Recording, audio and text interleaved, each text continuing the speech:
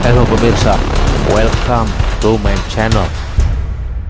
Pada kesempatan kali ini kita akan membahas, benarkah kerajaan Sunda tidak bisa ditaklukkan oleh Majapahit Empire? Simak selengkapnya dalam video kami berikut ini. Tetapi sebelum dimulai, dimohon untuk ketik like, subscribe, serta pencet tombol notifikasi dan tinggalkan komen dan share sebanyak-banyaknya video ini demi kemajuan channel Kingdom Theory ini. Terima kasih pemirsa. Dalam riwayatnya diketahui bahwa kerajaan Singasari dan Majapahit yang menguasai hampir seluruh wilayah Asia Tenggara pun tidak pernah mampu untuk menaklukkan kerajaan Pajajaran.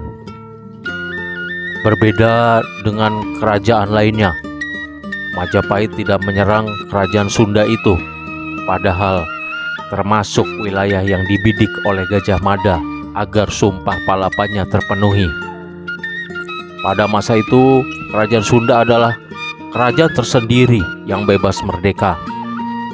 Sebenarnya, jika berkaca pada faktor kekuatan angkatan perang dan hegemoni Majapahit, bisa saja Pajajaran ditaklukkan oleh Majapahit seandainya terjadi perang antara kedua kerajaan besar di Pulau Jawa tersebut.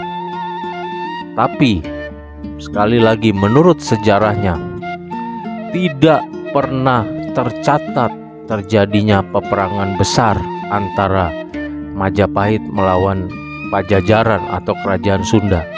Kami ulangi lagi, tidak pernah tercatat dalam sejarahnya terjadi peperangan besar antara kedua kerajaan tersebut, Majapahit dan Pajajaran, dalam arti yang peperangan yang melibatkan seluruh kekuatan antara kedua kerajaan tersebut, kecuali di luar kasus perang Bubat yang pada dasarnya hanya kesalahpahaman dan ada faktor kesalahan individu dari sisi Majapahit Empire, serta perang tersebut terhitung kecil karena hanya melibatkan beberapa rombongan anggota keluarga kerajaan Pajajaran beserta hulu balang kerajaan Pajajaran dan tidak melibatkan seluruh komponen bangsa Pajajaran. Berarti pertanyaan kita di awal topik ini yaitu, benarkah Pakuan Pajajaran tidak bisa ditaklukkan oleh kerajaan Majapahit?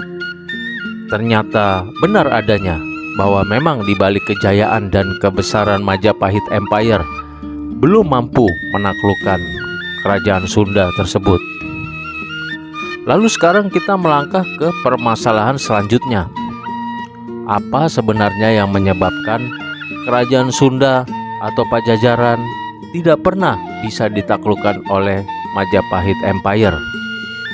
Satu, faktor yang pertama adalah raja-raja Majapahit masih memiliki darah Sunda dari garis founding father-nya atau pendiri Majapahit, yaitu Raden Wijaya. Pendiri Majapahit tersebut masih mempunyai keturunan darah kerajaan Sunda Galuh yang merupakan cikal bakal kerajaan Pajajaran. Faktor kedua yaitu Pajajaran merupakan kerajaan non-ekspansionis yang cinta damai, jadi tidak berniat pula melebarkan kekuasaannya di luar wilayah yang sudah diwariskan oleh kerajaan Sunda Galuh dari ujung barat Pulau Jawa sampai Kali Cipamali daerah Brebes sekarang. Hal ini membuat potensi konflik dengan Majapahit Empire menjadi minim karena Pajajaran sekali lagi bukan merupakan kerajaan yang agresif, tapi merupakan kerajaan yang non ekspansionis atau non agresif serta cinta damai.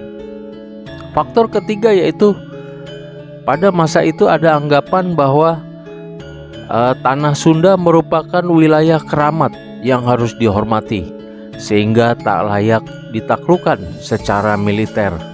Hal ini terdapat dalam naskah Wangsakerta di mana Raden Wijaya, raja pertama dan pendiri kerajaan Majapahit, adalah putra pasangan Rakean Jayadharma dan Dyah Lembutal.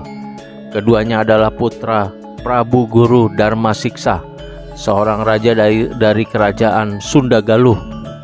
Sedangkan ibunya adalah Putri Mahesa Campaka dari kerajaan Singosari. Dengan demikian, Raden Wijaya, pendiri Majapahit Empire, jelas merupakan masih keturunan Sunda Galuh, merujuk dari keturunan darah ayahnya. Faktor keempat yaitu wilayah Sunda merupakan wilayah yang stabil dan aman selama berabad-abad, sehingga membuat Majapahit segan menaklukkan kerajaan Sunda. Pihak Majapahit, terutama Gajah Mada, merasa segan untuk menaklukkan kerajaan Sunda ketika mengingat wilayah Sunda juga sebagai wilayah yang kuat, besar, aman, dan stabil. Bahkan ketika wilayah timur Majapahit terus-menerus dilanda kerusuhan dan peperangan serta perebutan kekuasaan, wilayah Tatar Sunda pada umumnya berada pada stabilitas yang aman, kuat, dan tidak mengalami kerusuhan apapun. Penduduk wilayah kerajaan Sunda tampak tidak ditaklukkan dengan berbagai peperangan. Wilayah Sunda tetap tenang dan aman. Pada masa itu pun kerajaan Sunda dikenal sangat kuat dalam pertahanan dengan memiliki pasukan perang yang adu tanding dan disertai dengan kemampuan bertempur yang sangat baik.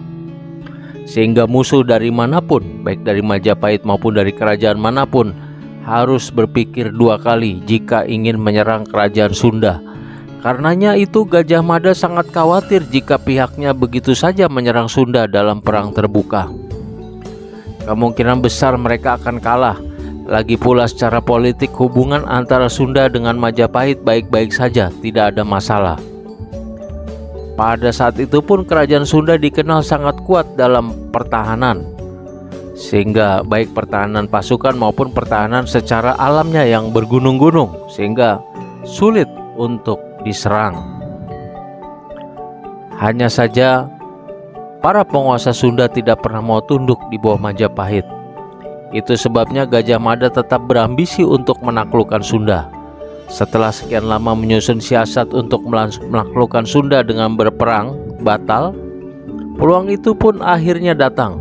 Ketika itu sang Raja Majapahit Hayam Wuruk jatuh hati dan ingin menikahi putri Raja Sunda yang bernama Putri Dyah Pitaloka.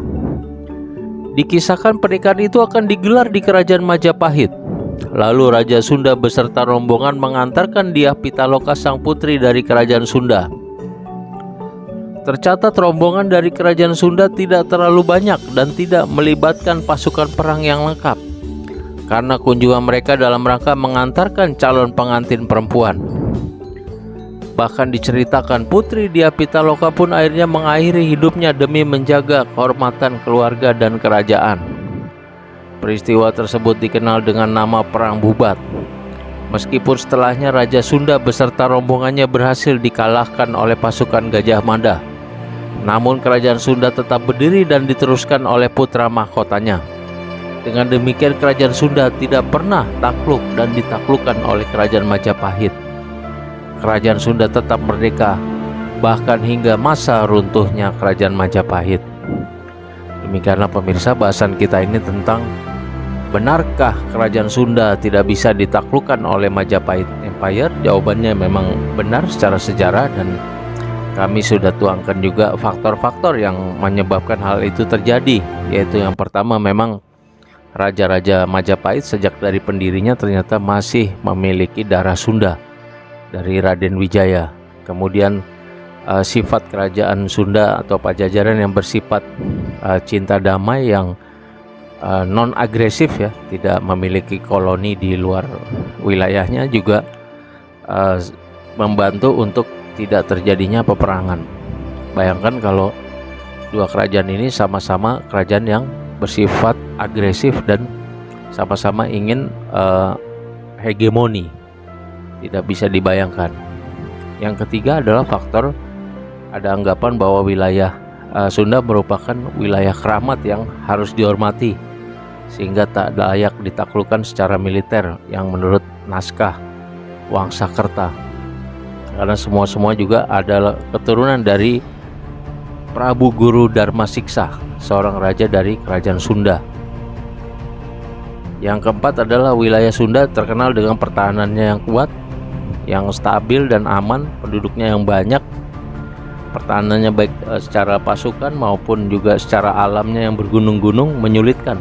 Apabila untuk menyerang, jelas akan dibalas oleh serangan gerilya yang berkepanjangan dari pasukan musuh dari kerajaan manapun, sehingga hal ini membuat banyak kerajaan di berbagai daerah di Nusantara juga berpikir untuk menyerang kerajaan Sunda. Di samping penduduknya yang sangat banyak, alamnya yang bergunung-gunung, sangat sulit untuk ditaklukkan, dan juga pasukannya yang memiliki ilmu bela diri dan kanuragan yang sangat kuat. Demikianlah pemirsa bahasan kita kali ini. Lebih kurangnya mohon ada masukannya mohon ditinggalkan di kolom komen. Demikianlah pemirsa, terima kasih atas perhatiannya. See you on my next video. Terima kasih.